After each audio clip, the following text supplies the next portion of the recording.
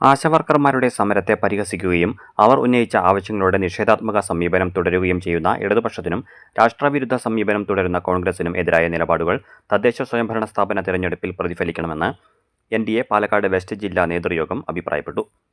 ഈ വരുന്ന തിരഞ്ഞെടുപ്പിൽ NDA വൻ മുന്നേറ്റം നടത്തുമെന്നും ആശാവർക്കർമാരെ അപമാനിക്കുന്നത് മൊത്തം സ്ത്രീ സമൂഹത്തെ അപമാനിക്കുന്നതിന് തുല്യമാണെന്നും യോഗം അഭിപ്രായപ്പെട്ടു. ഈ വരുന്ന തദ്ദേശ സ്വയംഭരണ സ്ഥാപനങ്ങളിലേക്ക് നടക്കുന്ന തെരഞ്ഞെടുപ്പ് LDF സർക്കാർ ആശാവർക്കർമാരോട് കാണിച്ച നെറികേടിന് എതിരെയുള്ള തെരഞ്ഞെടുപ്പായി മാറണമെന്ന് NDAയുടെ പാലക്കാട് വെസ്റ്റ് ജില്ലാ നേതൃയോഗം ആവശ്യപ്പെടുകയാണ്.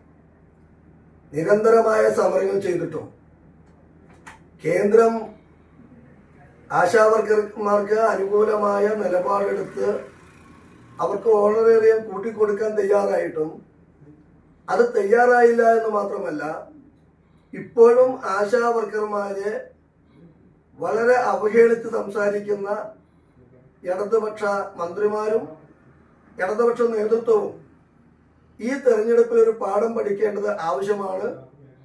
മൊത്തം ആശാവർക്കർമാരോട് കാണിക്കുന്ന ഈ നെറികേട് അവരോട് മാത്രമല്ല, സ്ത്രീ സമൂഹത്തോട് മൊത്തത്തിൽ കാണിക്കുന്ന നെറികേടായിട്ട് തിരിച്ചറിയണമെന്ന് NDAയുടെ യോഗം ആവശ്യപ്പെടുകയാണ്. BJP പാലക്കാട് വെസ്റ്റ് ജില്ലാ പ്രസിഡന്റ് P. വേണുഗോപാൽ അധ്യക്ഷത വഹിച്ചു. BDJS സ്റ്റേറ്റ് കൗൺസിൽ നേതാവ് P. അരവിന്ദാക്ഷൻ, BJP മേഖലാ general secretary T. Sankarankutty, NDA നേതാക്കളായ അഡ്വക്കേറ്റ് അനിൽ രാജ്, രാജീവ് മാടമ്പി, B. മനോജ്, ബാബു പൂക്കാട്ടിരി എന്നിവർ സംസാരിച്ചു.